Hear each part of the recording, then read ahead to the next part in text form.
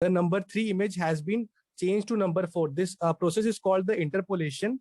I will be explaining a little bit about what interpolation is. In mathematical area, interpolation is a type of estimation or a method of constructing new data points within range of a discrete set of known data points. Like we estimate the new data points with the data set that we have. So in this, we have changed the number 3 to number 4. As you can see in the right side of the image, we have epoch 0, epoch 5, epoch 10. That how this number 3 has been changed to number 4. Firstly, it has been changed to number 9, the intermediate part, and then after 9, it has been changed to number 4. So you can see the number 3 part has been colored as red, and number 9 part has been colored as blue. And after that, above the blue color, you can see the purple color, which depicts the number 4. So that's how the interpolation works. We have done an experiment in BA part that to change the digits of MNIST. That from we can use any number like 0 to 1, 1 to 4, 2 to 9, like any number. So here we have taken an example that we have changed the digit, MNIST digit number 3 to number 4. So the next part of result analysis and discussion is that we have made a graph to understand it more clear, that how the loss, basically loss is the difference between what the reconstructed output we get of the image and with the respect to the original image that we have. So that is the loss function, that the difference between them. So as the number of epochs, like Vishwajit told, that if the number of epochs increase, like we have taken 10 epochs for the project, but then for experimentation process to check that how the loss behaves if we increase the epochs. So what I have taken was, firstly, I have taken 5 epochs. So the loss that was coming was 104. Then after that 20 epochs, the loss increased to 106. And then after that, you can see that 30, 40, 60, 80 to 100 I have taken. Obviously, the time taken was more at the 100 epochs as compared to the 20 epochs, but you can see that the loss is decreasing. So we can here make a conclusion that if we increase the number of epochs, or we can see the number of steps, then the loss will decrease. So the next part is, what if we increase or decrease the learning rate? Will it affect our loss too? So the answer to that question is obviously yes. If we increase the learning rate or if we decrease the learning rate, then it will affect our loss. So like Vaibhav told us that 0.001 or 10 to the power minus 3 is the best suited for our model. So as you can see that the convergence part, the minima value of this curve, like this is like a parabola, you can see. So the minima part is 0.001, and in that we are getting the minimum loss. And if we get above, if we shift like delta x to the right side or delta x to the left side, you can see that the loss will increase. So we have taken a constant loss 10 to the power minus 3 for this model to optimize it. How many epochs you have considered here? Ma'am, here I have considered 45 epochs. And how did you reach to that figure? As per your previous slide, it shows a minimum value of the loss at 100 epochs. Ma'am, this is basically the experimentation part that we did. We have taken a fixed number of epochs for this. Firstly, we have taken 10 epochs for this model. Then we have generated the images. And then after that, we have experimented this with the number of epochs. That what if we increase the number of epochs to 100 or 80, or if we take 45. So I have taken on my computer 45 because it takes very much time to compute. And sometimes how much time it takes? For 100 epochs, how much time it takes? For 100 epochs, ma'am, on CPU timing, if we use CPU, then it takes 10 minutes to 15 minutes.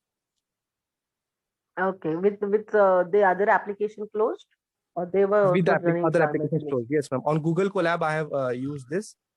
On Google Colab, it takes approximately 10 to 15 minutes for 100 epochs to complete. So that's why I have taken less number of epochs so that we can get the results. Okay. So then time will also depend on the machine configuration. Yes, ma'am. Yes, ma'am. Yes, it depends on the internet connection also.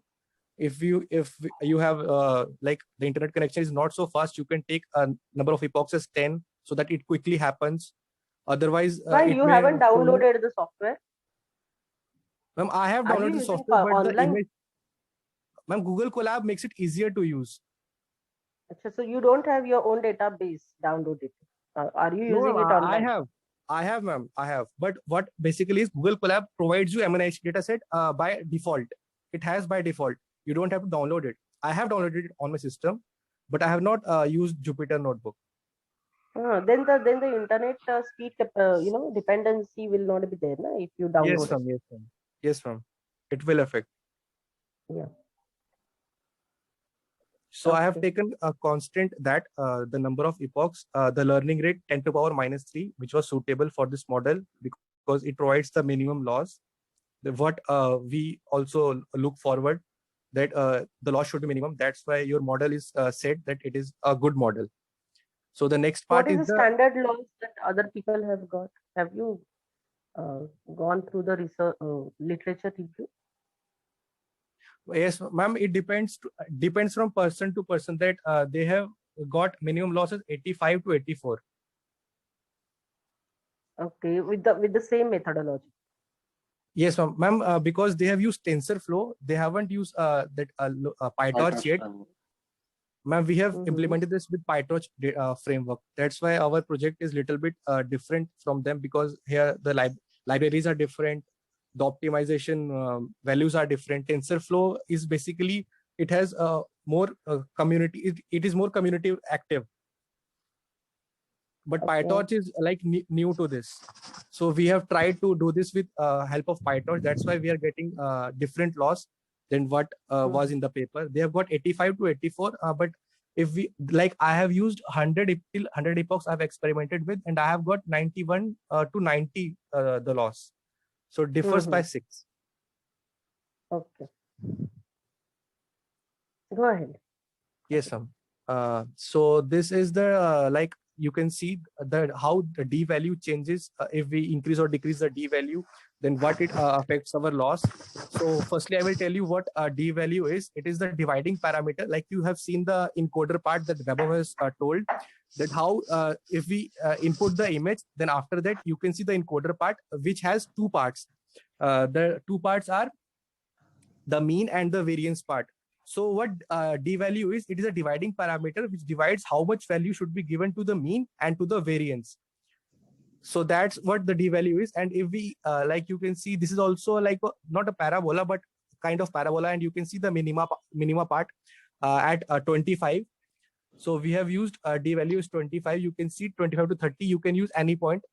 We have used 25 to 30. So the loss comes out to be 105. And here I have taken the number of epochs as constant and loss as usual 10 to the power minus 3. So if we decrease the D value or if we try to increase the D value, like you can see that after 50 to 100, the loss remains actually almost the same. But after that, it drastically increases. If we shift it to the left part, like 10, 5 or 10. So this is the result analysis or the experimentation part that we did with the model.